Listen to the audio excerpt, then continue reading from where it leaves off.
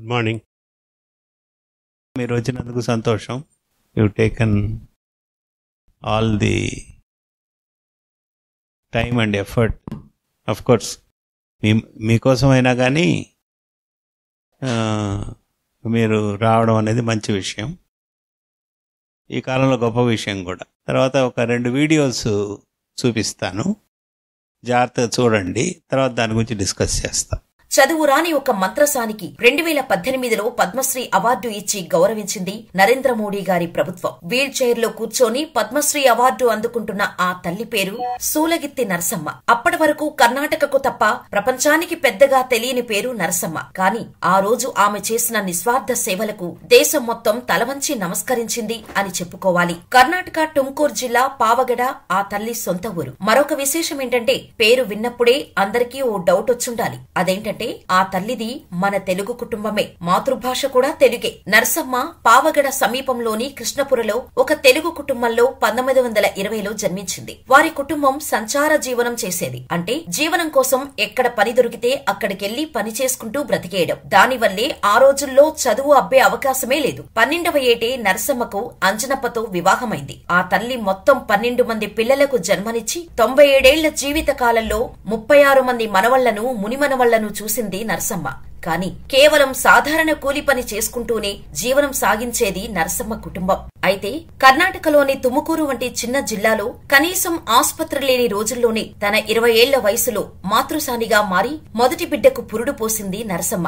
తన 20 ఏళ్ల వయసులో అనుకోకుండా ఒక పురుడికి తన అమ్మమ్మకి ఆమె సహాయకురాలుగా పనిచేసింది. అప్పుడు పురుడు పోసింది కూడా సొంత అత్తకే. నరసమ్మ 5 మంది పిల్లలకు తన అమ్మమ్మే పురుడు పోసింది. అలా నరసమ్మ అమ్మమ్మ దగ్గర నుంచి మంత్రసాని విద్య నేర్చుకుంది. అప్పటి నుంచి చనిపోయే వరకు ఆ తల్లి వృత్తి మానలేదు. దానిని సేవగానే కొనసాగించింది తప్ప ఆ తల్లి ఒక్క రూపాయి కూడా ఆశించలేదు. అప్పటి నుండి సుమారు 70 సంవత్సరాల పాటు ఆ తల్లి 15,000 మందికి పురుడు పోశారు. ఆ తల్లి చేసిన కాన్పులు వికటించిన దాఖలాలు లేవు. శిశువు తల ఏ దిశలో ఉంది, ఉమ్మనీరు పరిస్థితేంటి, శిశువు ఆరోగ్యంగా ఉందా, అంగవైకల్యం ఏమైనా ఉందా, ప్రసవం ఎన్ని రోజుల్లో అవుతుంది, సుఖప్రసవమా లేక ప్రసవం సమస్యగా మారుతుందా, ఆపరేషన్ అవసరమా వంటి విషయాలు ఖచ్చితంగా గుర్తిస్తుంది. ఆమె పనితనం చూసి ఎంబీబీఎస్ డాక్టర్లు కూడా షాక్ అయ్యేవారు.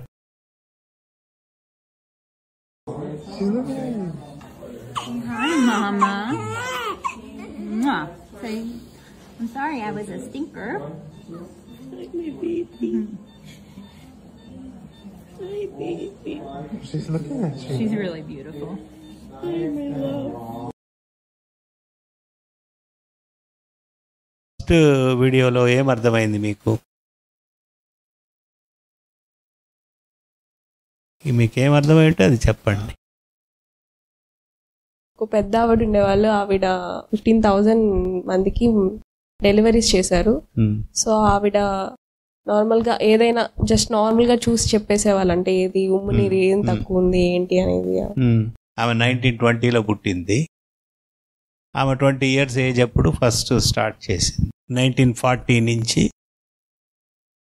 2025 దాకా, అంటే 60 + 25 ఇయర్స్, 85 ఇయర్స్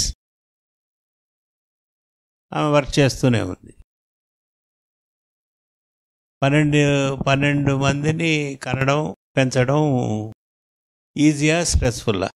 అంత ఈజీ ఏం కాదు. అంత ఈజీ ఏం కాదు. మరి అప్పుడు ఆమె స్ట్రెస్ని హ్యాండిల్ చేసింది కదా, ఇప్పుడు మనం ఎందుకు హ్యాండిల్ చేయలేకున్నాము స్ట్రెస్? ఒకటి, 12 మందిని ఆమె కన్నారు, 36 మంది మనవాళ్ళు అని అంటే ఆమెకి భయం ఎక్కడైనా ఉంటుందా? భయం ఉంటే అంత అన్ని డెలివరీలు చేసుకుంటారు ఎవరైనా?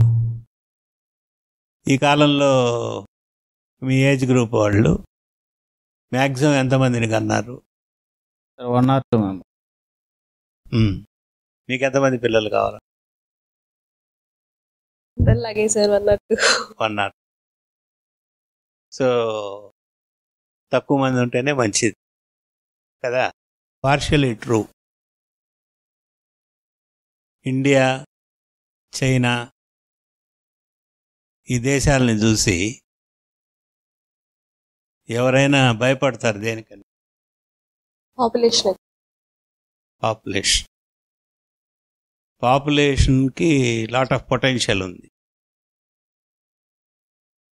ముందు మనుషులు ఉంటేనే ఏమైనా చేయగలం, మనుషులే లేకపోతే ఇంకేముండదు కదా సార్. ఇప్పుడు మీరు ఒకరు ఇద్దరు కావాలని ఈ కాలంలో అనుకుంటున్నారు. కొందరు పెళ్లి చేసుకున్న తర్వాత కూడా వాలంటరీగా పిల్లలు వద్దనుకునే గ్రూప్ ఉంది. అట్లనే మోస్ట్ ఆఫ్ ది వెస్ట్లో చాలా కంట్రీస్లో మ్యారేజ్ అనేది చాలా లేట్ ఏజ్లో చేసుకుంటే చేసుకుంటారు, లేకపోతే లేదు. Living together, they live together, సహజీవనం ఉంటారు కదా, చేస్తుంటారు. వాళ్ళ లైఫ్ అట్లా లీడ్ చేసేస్తారు. వాళ్ళ లైఫ్ వాళ్ళ ఇష్టం కాబట్టి మనమేమి అనడానికి లేదు, ఎవరి ఇష్టం వాడది. బట్ అట్లా బతికితే సొసైటీ మీద ఏమైనా ఇంపాక్ట్ ఉంటుందా? ఏ విధంగా? పాపులేషన్ తగ్గిపోతే ఏమి ప్రాబ్లమ్స్ వస్తాయి? మేజర్ ప్రాబ్లం ఏంటంటే అనేక రకమైన కారణాల వల్ల లాంగివిటీ అనేది ఇంక్రీజ్ అవుతుంది. మెడికల్ ట్రీట్మెంట్స్ ఇవన్నీ పెరిగిన తర్వాత ఎక్కువ మంది 80 years, 90 years, మేబీ 100 years వరకు కూడా బతుకుతున్నారు. వాళ్ళని చూసుకోవడానికి మనుషులు ఎక్కడి నుంచి తీసుకొస్తారు? ఒక జనరేషన్ అంతా పిల్లలు వద్దనుకొని ఆపేశారు, ఫైన్, వాళ్ళ పర్సనల్ వ్యూ అది. అలాగే గడిపారు. ఏజింగ్ పాపులేషన్ ఇంక్రీజ్ అయ్యి యంగర్ పాపులేషన్ తక్కువ ఉన్నప్పుడు మీ ఇంట్లో ఇళ్లలో ఎవరైనా ఓల్డ్ పీపుల్ బెడ్ రిడన్గా చూసారా? గ్రాండ్ ఫాదర్సో గ్రాండ్ మదర్సో లేకపోతే బంధువులు చూసారా? ఓల్డ్ ఏజ్ వచ్చి బెడ్లో ఉండాల్సిన పరిస్థితి చూసారా మీరు?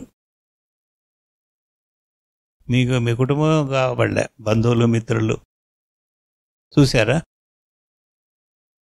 మరి వాళ్ళంతా ఎవరు చూసుకోవాలి? ఎట్లా చూసుకోవాలి?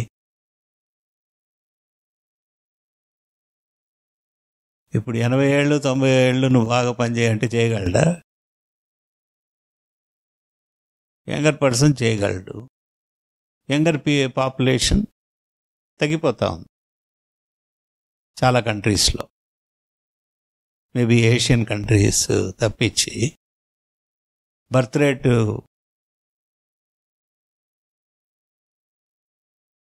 less than 1, birth rate around 2 అట్లా ఉంటే బ్యాలెన్స్ అవుతుంది. 1 less than 1. ఈ మధ్య ఒక రిపోర్టు ఇటలీలో ఒక పర్టికులర్ టైంలో for 3 months whole of the country did not have even a single delivery.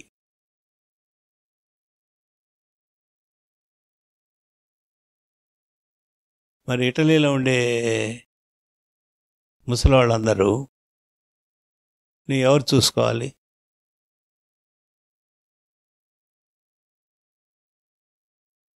చాలా countries, not only Italy, Korea, France, Indians చాలా దేశాలకి మైగ్రేట్ అవుతారు. చాలా దేశాలకు వెళ్తుంటారా ఇండియన్స్? ఎందుకని?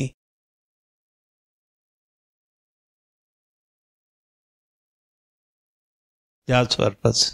వాళ్ళు ఎందుకు తీసుకుంటున్నారు? అక్కడ పాపులేషన్ తక్కువ అయి ఉండొచ్చు. సో కాబట్టి మన ఇష్టం వచ్చినట్టు మనం ఎవరైనా ఉండొచ్చు, కానీ అంటే అన్ఇంటెండెడ్ కాన్సిక్వెన్సెస్ అని. నేను ఒక కారణం చేత ఉంటే నాకు తెలియకుండానే ఆ కారణం చేత ఇంకో దగ్గర ఎక్కడో ఒక దగ్గర సమస్య. ఇది ఫస్ట్. పాపులేషన్ అనేది ఫస్ట్ అసలు మనిషి ఉంటేనే నెక్స్ట్ ఏమైనా చేసేది. నెక్స్ట్ ఇప్పుడు ప్రపంచం మొత్తం మీద ఎక్కడెక్కడ వార్స్ జరుగుతాయి. పాక్తో స్టాండ్ ఆఫ్ ఉంది. అది కాకుండా as of now Russia Ukraine war జరుగుతూ ఉంది. బాగా గంభీరంగా జరిగేవి.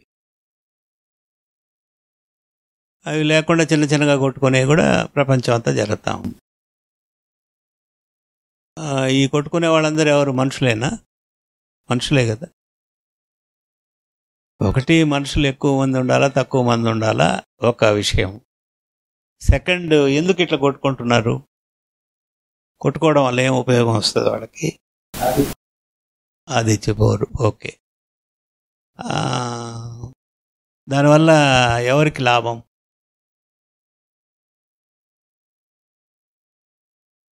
ఒకసారి వార్ అంటూ జరిగితే నష్టం అనేది అందరికీ ఉంటుంది. ఉక్రెయిన్ రష్యన్ వార్, రష్యా వచ్చి చాలా పెద్ద కంట్రీ, పెద్ద ఆర్మీ. అయినా రష్యాకు కూడా చాలా లాసెస్ ఉన్నాయి, ఉక్రెయిన్కి ఎక్కువ లాసెస్ ఉన్నాయి. అట్లనే ఇజ్రాయెల్ ప్యాలెస్టైన్ వార్ ఇప్పుడు 2 years కానీ ఎప్పుడో స్టార్ట్ అయింది. అక్కడ రెండు పక్కల ఎఫెక్ట్ అయ్యాయి. కాకపోతే ఒకరు ఎక్కువ ఎఫెక్ట్ అంటారు, ఇంకొకరు తక్కువ ఎఫెక్ట్ అయినాడు కూడా ఈజ్ నాట్ హ్యాపీ కదా. So in war nobody is happy, but still we want to fight. హిస్టారికల్గా చూసినప్పుడు కూడా అంతే కదా. యుద్ధం వల్ల నష్టాలు నాశనమే ఎక్కువ, కానీ సుభిక్షంగా సంతోషంగా ఉండేది లేదు కదా. ఇదంతా ఎందువల్ల వచ్చింది? మీరు చెప్పారు ఆధిపత్యం. నేనే ఉండాలి, మిగతా వాళ్ళు ఏమైనా పర్వాలేదు అనే ఆలోచనలు బలంగా ఎవరికైతే ఉంటుందో వాళ్ళు లీడర్స్ అయినప్పుడు ఇదే పని చేస్తారు. They are not bothered about others. అందువల్ల అల్టిమేట్గా మనం హ్యాపీగా ఉండాలంటే ఏం చేయాలి? గొడవలు ఏం లేకుండా ఉండాలి. మన పని మనం చూసుకొని మనం ఉన్నతమైన స్థాయికి ఎలా పోవాలనేది, అది మనిషికి ఆలోచన బలంగా ఉండాలి కదా, ఉన్నప్పుడే జరుగుతుంది. సో ఆ మనుషులందరూ ఎక్కడి నుంచి పుట్టారు?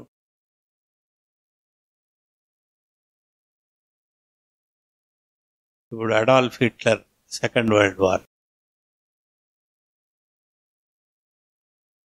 లాక్స్ ఆఫ్ జ్యూస్ని కారణం ఏదైనా ఉండొచ్చు, చంపేశాడు ఆయన. కాన్సన్ట్రేషన్ క్యాంప్స్ అని పెట్టి రోజు కొన్ని వందల మంది గ్యాస్ ఛాంబర్స్లోకి పంపించి అక్కడ పాయిజనస్ గ్యాస్ రిలీజ్ చేసి చంపేసేవాడు జ్యూస్ అందరు. సో బట్ హిట్లర్కి కూడా ఎవరో తల్లి జన్మనిచ్చి ఉంటుంది కదా. హిట్లర్ ఏం పైనుంచి వచ్చి ఉండరు.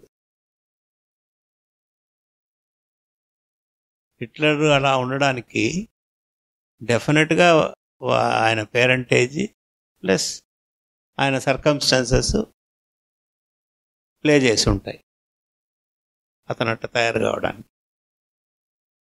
కాబట్టి ఇప్పుడు మీకు ఎలాంటి పిల్లలు కావాలని మీరు అనుకుంటున్నారు? ఆరోగ్యమైన బిడ్డ కావాలి, మనకు హెల్దీగా ఉండే బిడ్డ కావాలి, మంచి తెలివితేటలతో ఉండే బిడ్డ కావాలని కోరుకుంటాను సార్. కోరుకున్నారు. కానీ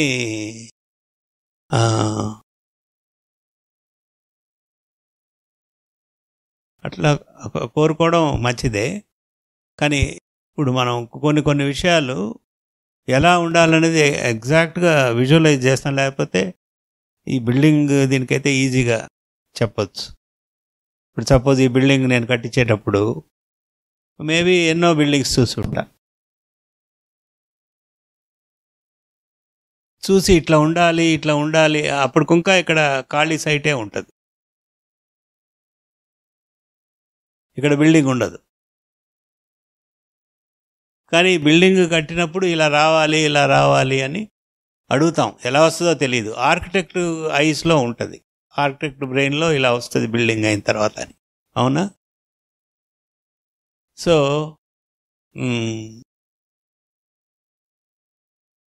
మేరీ క్యూరీ అనే ఆమె గురించి ఎవరైనా విన్నారా మీరు? సరే, మేరీ క్యూరీ అనే ఆమె అరౌండ్ 1900s పోలాండ్లో పుట్టారు.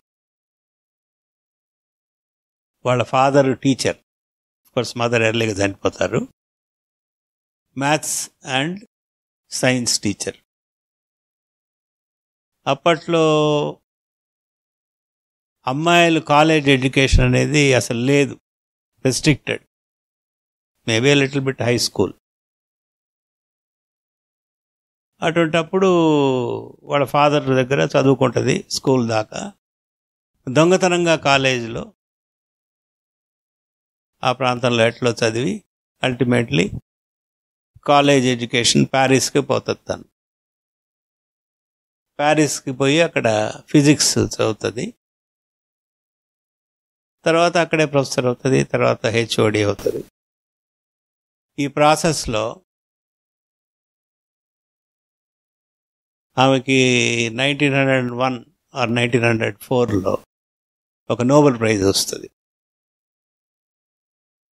రేడియో యాక్టివిటీని కనుక్కుంటుంది ఆమె.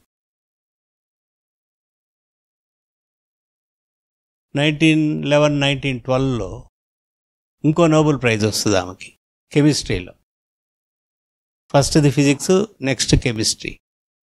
పొలోనియం ఆ పేరు కూడా ఎట్లా పెట్టిందంటే పోలాండ్ వాళ్ళ దేశం కాబట్టి ఆ ఎలిమెంట్ పేరు పొలోనియం అని పెట్టింది. ఫస్ట్ నోబెల్ ప్రైజ్ వచ్చినప్పుడు వాళ్ళ హస్బెండ్తో షేర్ చేసుకుంటుంది, అంటే ఆయన కూడా Nobel laureate. Marie Curie daughter కూడా నోబెల్ లారెట్. ఈ 125 yearsలో there is not even another single woman who got 2 Nobel Prizes in 2 different subjects. I am one and only lady.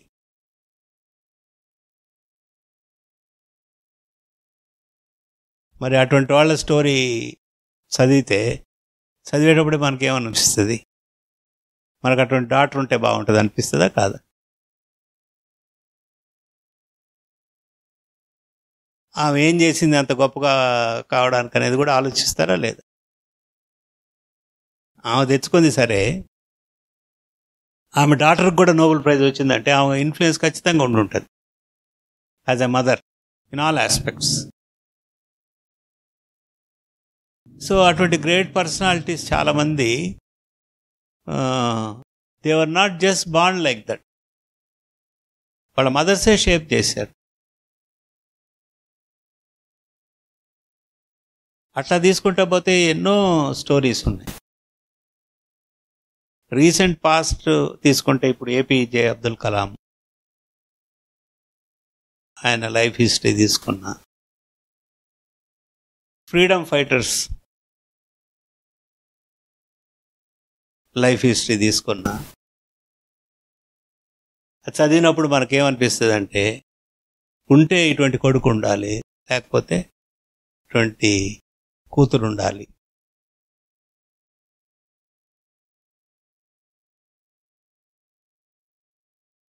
మరి అప్పుడే అంతమంది గొప్పవాళ్ళు ఎందుకు పుట్టారు?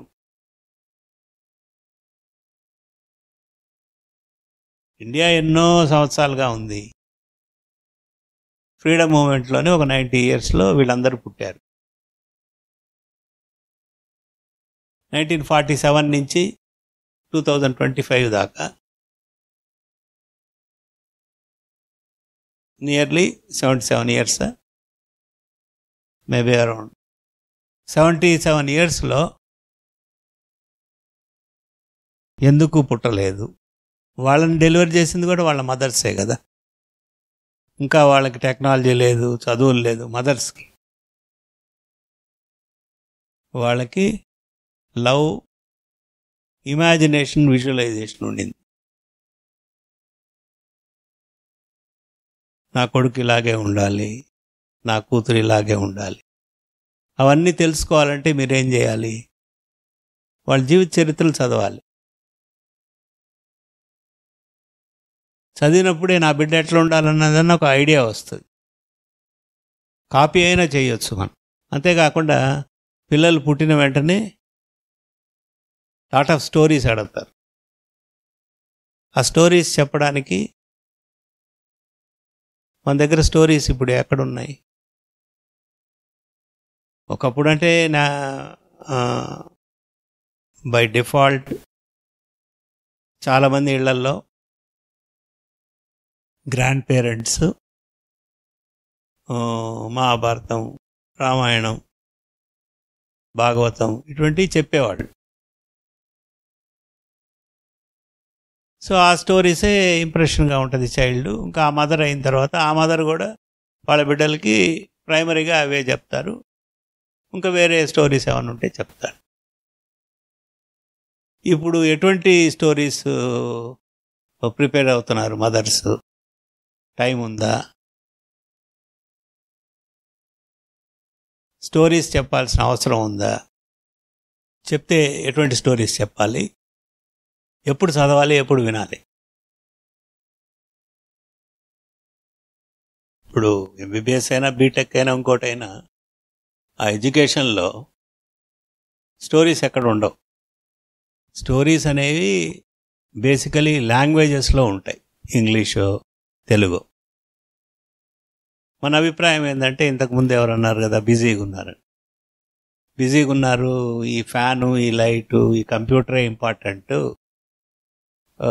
పనికిరాని వేమన పద్యాలు ఎందుకు, తీసేసేయండి, సుమతి శతకం తీసేసేయండి, లేకపోతే తెలుగే తీసేసేయండి. ఆ టైంలో మ్యాథమెటిక్స్, సైన్స్ చెప్తే వాళ్ళకి మంచి ర్యాంక్ వస్తుంది అనే విధంగా మనం ఆలోచించడం మొదలుపెట్టాం. తెలుగు కూడా ఎందుకు, సాంస్క్రిట్లో తీసుకుంటే సాంస్క్రిట్ ఎక్కువ మార్కులు వేస్తారు. సాంస్క్రిట్ చదవబడలే, ఏది రాసినా మార్కులు ఎందుకు వేస్తారంటే, మంచి మార్కులు రాకపోతే ఎవరు తీసుకోరు, వాళ్ళ పోస్టులు ఉండవు, ఆ డిపార్ట్మెంటే ఉండదు. సో పిల్లల్ని పెంచడానికి ఏమైతే కావాలో అవన్నీ ఒకటి మనం తెగొట్టుకుంటూ వస్తున్నాం. ఇందాక చూసిన ఆమె అదే మీరు చెప్పని విషయం, నేను అనుకున్న విషయం. ప్రెగ్నెన్సీ, డెలివరీ అనేది ఒక కష్టమైన విషయంగానో లేకపోతే ఒక భయపడే విషయంగానో ఉంటే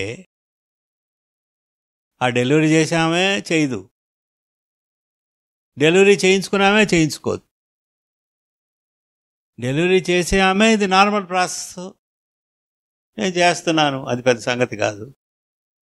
డెలివరీ చేయించుకునేమో కూడా అందరిట్టే డెలివరీ అయ్యారు కదా, ఇంట్లోనే డెలివరీ అవుతాం, అందరికి ఈమె చేసింది, నాకు కూడా బాగా అయిపోతుంది.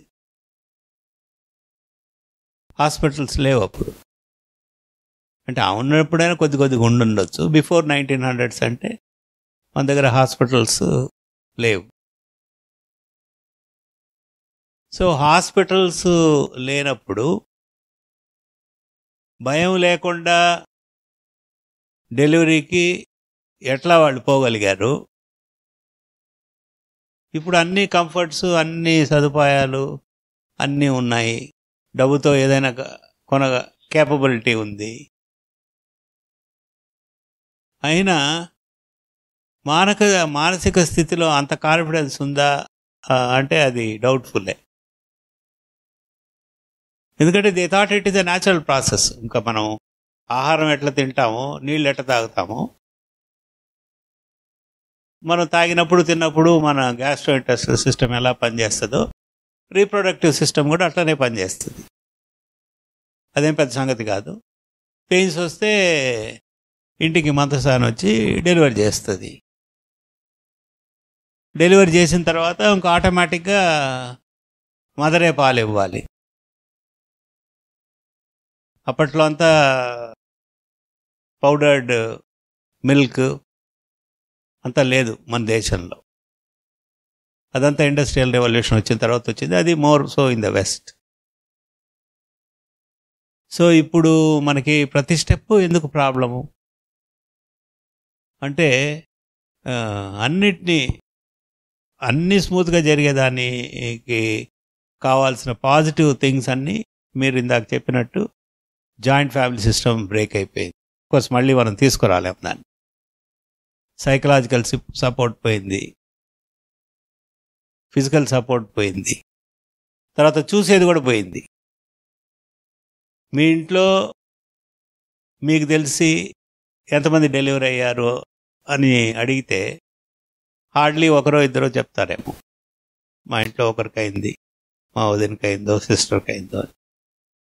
బట్ పాతకాలంలో 10-12 డెలివరీస్ అయి ఉంటాయి.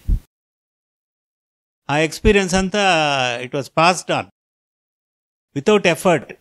ఇంట్లో ఉంటారు, చూస్తూ ఉంటారు, పెయిన్స్ వస్తుంది, డెలివరీ అవుతుంది, బిడ్డ పెరుగుతుంటుంది. ఆ లర్నింగ్ అంతా not with any difficulty.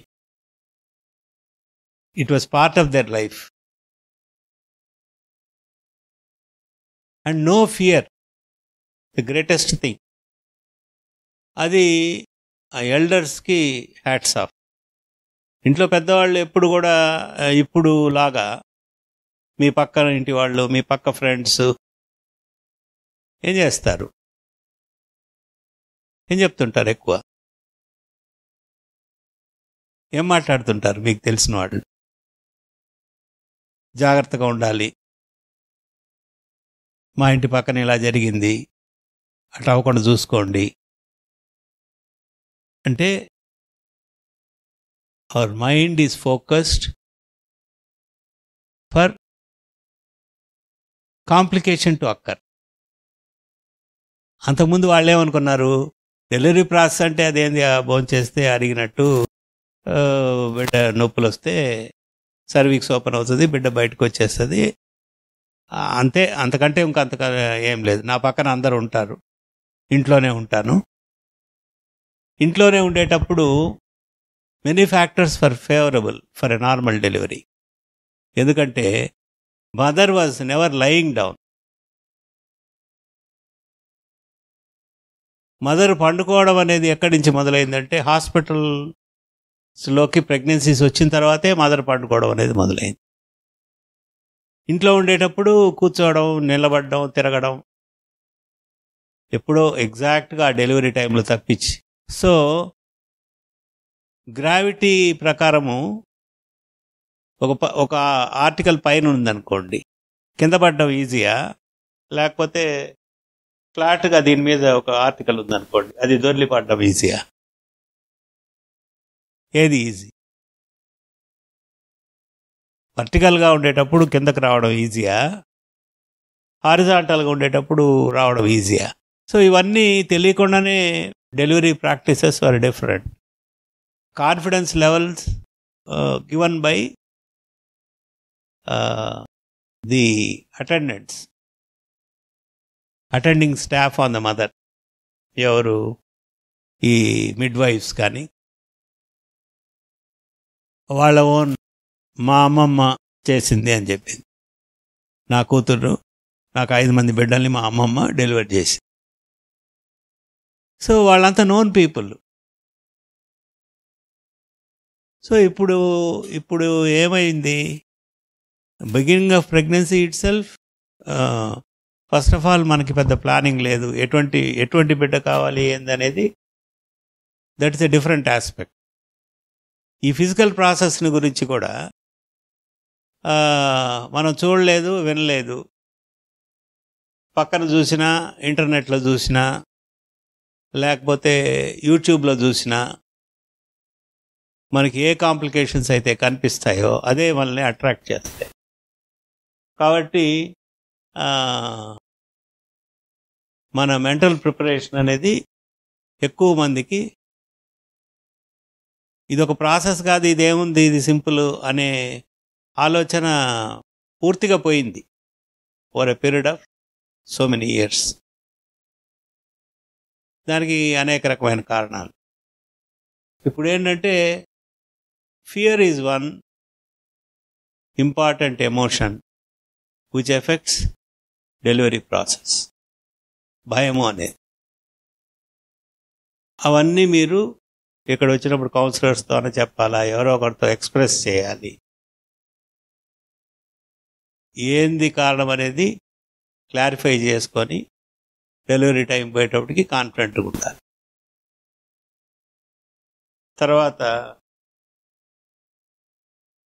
Too much of thinking about type of delivery. పాతకాలంలో టైప్ ఆఫ్ డెలివరీ గురించి థింకింగే లేదు. నాకు నార్మల్ అవుతుందా సీరదా, ఇంకా సీజర్ అనే మాటే లేదు.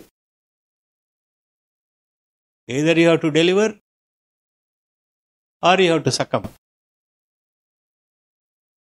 అంత పరిస్థితిలో వాళ్ళు పెద్దగా భయపడకుండా డెలివరీ ఎట్ట ఫేస్ చేశారు. ఇప్పుడు టెక్నాలజీ అడ్వాన్స్ అయిన తర్వాత డెలివరీ డిఫికల్టీ ఉంటే ఇమీడియట్గా సర్జరీ చేసేదానికి అవకాశం ఉంది, మదర్ని బేబీని సేవ్ చేసుకునేదానికి అవకాశం ఉంది. ఉన్నప్పుడు మనం ఎందుకు భయపడుతున్నాం? వాళ్ళు అసలు ఏం లేదు, do or die phenomenon.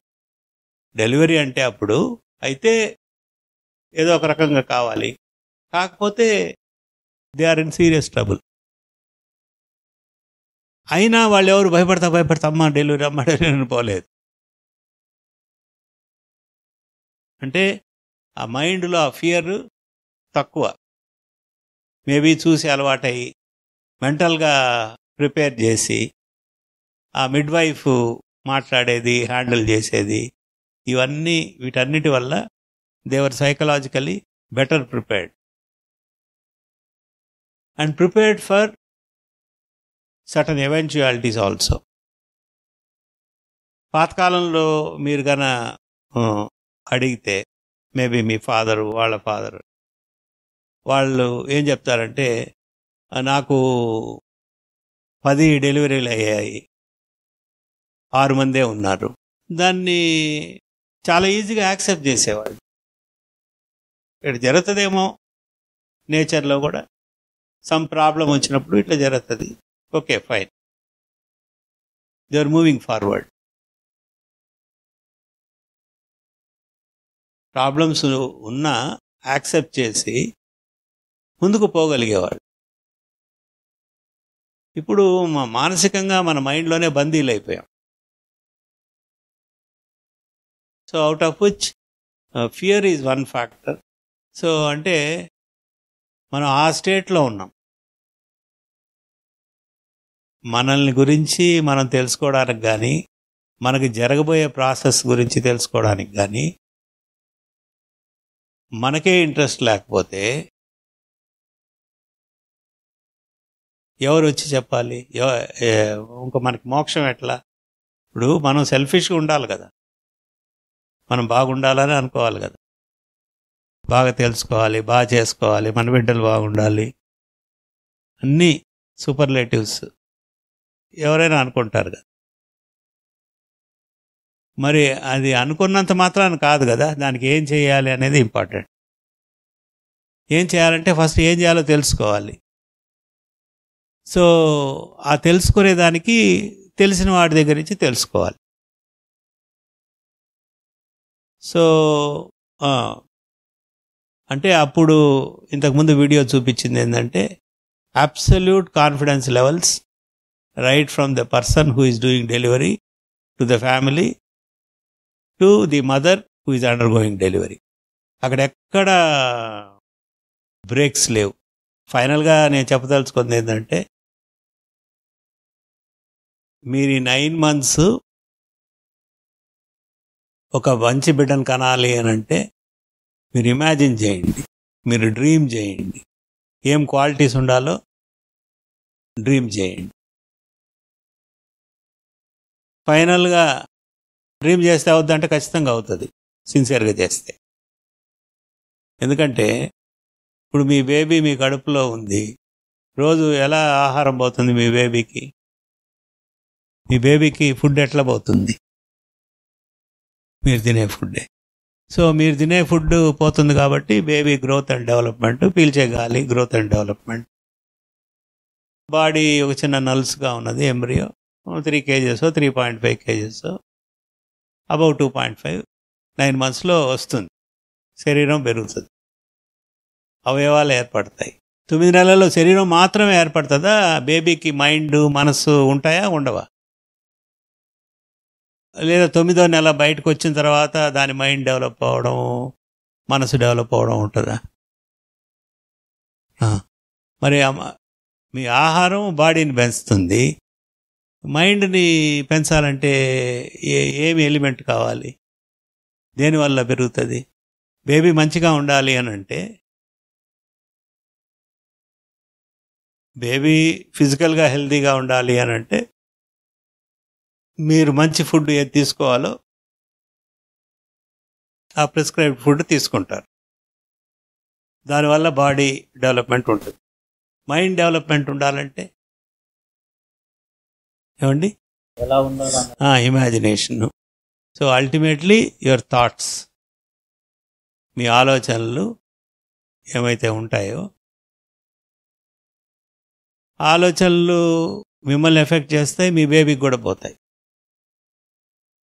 So ప్రిడామినెంట్గా మీకు ఏం థాట్స్ ఉన్నాయో, ఎక్కువ ఏమైతే ఆలోచిస్తుంటామో అదే మీ బేబీ క్యారెక్టర్, పర్సనాలిటీగా తయారవుతుంది. సో దానికి ప్రజెంట్ డే సొసైటీలో పెద్ద ఇంపార్టెన్స్ లేదు. ఇప్పుడు పిల్లలు కావాలి అని అంటే హెల్తీగా ఉండాలి, ఇంటెలిజెంట్గా ఉండాలి, అందంగా ఉండాలి, బొద్దుగా ఉండాలి, ఈ అడ్జెక్టివ్స్ అన్నీ మనం కోరుకుంటాం. బాగా చదువుకోవాలి, తర్వాత ఉన్నతమైన స్థానానికి పోవాలి, వేరే దేశానికి పోవాలి, ఈ దేశంలో ఉన్న బాగా డబ్బులు సంపాదించాలి. ఇది ప్రతి ఒక్కరూ మనం కోరుకుంటాం, కోరుకోవడంలో తప్పు కూడా లేదు. బట్ పక్షికి 2 రెక్కలు ఉంటాయా, ఒకటే? ఎందుకని? బ్యాలెన్స్. కాబట్టి ప్రతి మనిషికి అవి ఎన్నున్నా the other side of character, behaviour, personality, emotions and feelings మంచి ఉన్నప్పుడే వాడు మంచి మనిషిగా ఉంటుంది, సమాజం బాగుంటుంది, వాడు కూడా బాగుపడతాడు. మనం ఒక రెక్కనే పెంచుతున్నాం, ఇంకో రెక్కనే ఆల్మోస్ట్ 0. వాడు మంచిగా ఉండాలి, కనీసం తల్లిదండ్రులను చూసుకోవాలి, ఇంట్లో ఉండే కుటుంబ సభ్యులను చూసుకోవాలి అని మనం ఎన్నిసార్లు అనుకుంటున్నాం? బాగా ఇంటెలిజెంట్గా ఉండాలి, బాగా చదువుకోవాలని ఎన్నిసార్లు అనుకుంటున్నాము? మంచిగా ఉండాలి, మంచి బుద్ధులు ఉండాలి, ముందు తల్లిదండ్రులు బాగా చూసుకోవాలి, మిగతా కుటుంబ సభ్యులను కూడా బాగా చూసుకోవాలి, ఇంకా కమ్యూనిటీ, దేశం అనేది ఇంకా అది చాలా పెద్ద సంగతి. మన వరకైనా మనం అనుకుంటున్నామా? ఈ సొసైటీలో మేజర్ ప్రాబ్లమ్స్ ఏంటంటే పక్షి ఒక రెక్కతోనే ఎగరుతా ఉంది, గాల్లో కూడా ఎగరలేదు అది. అందువల్ల ఇట్లా ప్రత్యేకించి 4th month, 5th month, 6th monthలో ఎందుకు పిలిచామంటే ఏమేం చేయాలో ఇక్కడ డాక్టర్స్, కౌన్సిలర్స్, దీనికి సంబంధించిన వాళ్ళందరూ మాట్లాడతారు. మాట్లాడినప్పుడు తెలుసుకోండి, డౌట్స్ ఏమైనా ఉంటే ఇక్కడ వచ్చినప్పుడు డిస్కస్ చేయండి. మీ కౌన్సిలర్స్తో కూడా మీరు మాట్లాడండి.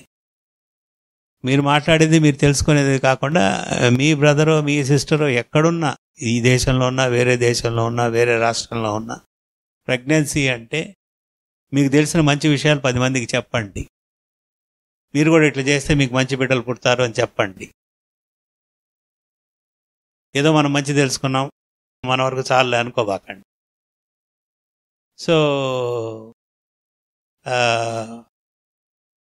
అట్లనే 7th, 8th, 9th monthలో కూడా ఇటువంటివి జరుగుతాయి.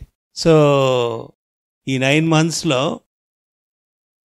ఒక గ్రేట్ చైల్డ్ని ప్రొడ్యూస్ చేయాలి అని అంటే మీరు ఏమేం చేయాలి అని, తర్వాత డెలివరీ అయిన తర్వాత కూడా ఎట్లా అనేది ఆ వీడియోస్ని చూడండి చూడండి చూడండి అని ఎన్నోసార్లు చెప్తాం. Talking to the baby in the womb అనేవి ప్లేలిస్ట్లో 2 సబ్హెడ్డింగ్స్లో ఉన్నాయి. అవి చూడండి చూడండి అంటాం, కానీ రియల్ ఫీడ్బ్యాక్ లేదు. అంటే ఎంతమంది చూస్తున్నారు, ఎంతమంది చూడటం లేదు, చూసిన దాన్ని ఏం అర్థం చేసుకుంటున్నారు, ఎట్లా ఉపయోగించుకుంటున్నారు. సో చిల్డ్రన్ అనేవాళ్ళు చాలా small children, they are highly intuitive, very intelligent. మనం అనుకున్న దానికంటే కూడా లక్షల రెట్లు ఉంటుంది చిన్న బిడ్డలకి. అఫ్కోర్స్ గర్భంలో ఉంటే ఇంకా ఎక్కువ ఉంటుందేమో, బయటకు వచ్చిన తర్వాత కూడా డే 1 నుంచి వాళ్ళని అబ్జర్వ్ చేసినప్పుడు వాళ్ళ యొక్క బిహేవియరు ఇంత ఇదిగా ఉంటుందా అని అనిపిస్తుంది. అది రియల్గా చూసినప్పుడే మనకు అర్థమవుతుంది. So they are capable of understanding, they are capable of responding. మనం ఏమనుకుంటామంటే చిన్న బిడ్డ 1 నెల ఏం తెలుసు, 2 నెలలు ఏం తెలుసు అనుకుంటాం. అట్లా కాదు, వాళ్ళు మనకంటే ఇంటెలిజెంట్గా ఉంటారు. మనం చెప్పిన దాన్ని బాగా అర్థం చేసుకోగలుగుతారు. ఇంకా మనకు అర్థం కాదు, వాళ్ళు అర్థం చేసుకున్నారా లేదా. సో నిన్న నైటే నా గ్రాండ్ డాటర్ వచ్చేసి 2 months and 1 week పుట్టి, వాళ్ళమ్మ ఎందుకనో ఒక పేషెంట్ని చూడడానికి కిందకు వస్తే దాంతో చెప్పేసి 2 months అంటే మదర్ని వదిలిపెట్టి ఉండడానికి, అది నైట్ టైం, నేను కిందకు పోతానురా, నేను ఒక 1/2 hourలో వస్తాను అని అంటే మామూలు టైంలో అయినా ఏడ్చేది, కానీ చెప్పేసి పోయిన తర్వాత తను వెళ్ళేదాకా అసలు ఏడవలేదు. పైన 2 ఉన్నారనుకోండి చూసుకోవడానికి. అది యాక్సిడెంటల్ కాదు, కళ్ళు తెరుచుకొని చూస్తున్నది, చెప్పేసి పోవడం చూసింది. వాళ్ళ అమ్మ ఒక 1/2 hour 40 minutes తర్వాత మళ్ళీ పైకి పోయింది, అప్పటిదాకా ఏడవలేదు. 2 months and 1 week. మనం అనుకుంటాం, నేను మార్నింగ్ లేచిన వెంటనే ఎప్పుడైనా ఒక మంచి మూడ్లో ఉంటే చూస్తూ ఉంటుంది. Whenever I tell a story, నా ఐస్లోకి ఐస్ పెట్టి చూస్తూనే ఉంటుంది. ఏమర్థం అవుతుందో నాకు తెలియదు, కానీ ఎప్పుడైనా ఆము అంటుంది అంతే. ఒకటి మాత్రం నాకు అర్థమైంది, ఏదో బ్రాడ్గా మనం చెప్పేది అర్థం అవుతా ఉంది. లేకపోతే చైల్డ్ అటెన్షన్ ఇచ్చి మనం మాట్లాడినంతసేపు చూడాల్సిన అవసరం లే. ఇట్లా అట్లా తల తిప్పుకుంటా, చేతులు కాళ్ళు కొట్టుకుంటా గమ్మున ఉండొచ్చు. వినేటప్పుడు అటెంటివ్గా 10 నిమిషాలు మాట్లాడినా, 15 నిమిషాలు మాట్లాడినా మన కళ్ళలో కళ్ళు పెట్టి ఏం మాట్లాడుతున్నారు అని. అదే ఇందాక ఇంకొక స్లైడ్ చూపించినప్పుడు, అప్పుడే డెలివరీ అయిన మదర్కి బేబీ ఏడుస్తూ ఉంటుంది. బేబీని తీసుకొచ్చి ఆ మదర్ దగ్గర పెట్టి ముద్దు పెట్టించగానే child recognise the smell of the mother, sound of the mother. ఆ 4 qualities, physical qualities at birth itself child is able to recognise, and ఏడవడం స్టాప్ చేసేస్తుంది. సో అటువంటి చైల్డ్ని మీరు మోస్తున్నారు. who are thousands of times more intelligent than us. మనం ఏది చెప్పినా వాళ్ళు ఈజీగా అర్థం చేసుకోగలుగుతారు. సో అందువల్ల రైట్ థింగ్స్ ఇవ్వండి. ఈ ప్రెగ్నెన్సీ జర్నీ ఎట్లా చేయాలి, మీరు ఏమనుకోవాలి. ఇంకోటి ఏంటంటే ఆ బుక్ కూడా చదవండి. చాలామందికి చెప్తాము, ఫోర్స్ చేయలేం కదా. మనం ఎంతవరకు చెప్పగలం, ఇది మంచిది అని చెప్పగలం. ఇప్పుడు మంచిది అంటే, ఇప్పుడు సపోజ్ నిప్పు ఉందనుకోండి, తాకబాకు అని చెప్తాం. పోయి నేను పట్టుకుంటానంటే ఇంకేం చేయగలం. తాకిన తర్వాత నొప్పి తెలుస్తుంది. అట్లే మంచి విషయం కూడా ఇది మంచిది మంచిది అని చెప్తాం. ఉపయోగించుకుంటే మంచిది, ఉపయోగించుకోకపోతే ఎప్పుడో ఒకప్పుడు తెలవచ్చు, తెలవకుండా కూడా పోవచ్చు. సో దాన్ని యూటిలైజ్ చేసుకున్న వాళ్ళు ఈ వీడియోస్ని కానీ బుక్ను కానీ తర్వాత కౌన్సిలర్స్ దగ్గర వచ్చి మాట్లాడినప్పుడు యాంటీనేటల్ మీటింగ్స్ బాగా ఉపయోగించుకున్న మదర్స్ కూడా ఉన్నారు, ఎక్స్ట్రాడినరీగా చేసినారు. సో వాళ్ళ పిల్లలంతా డిఫరెంట్గా ఉన్నారు and they are a happy family now.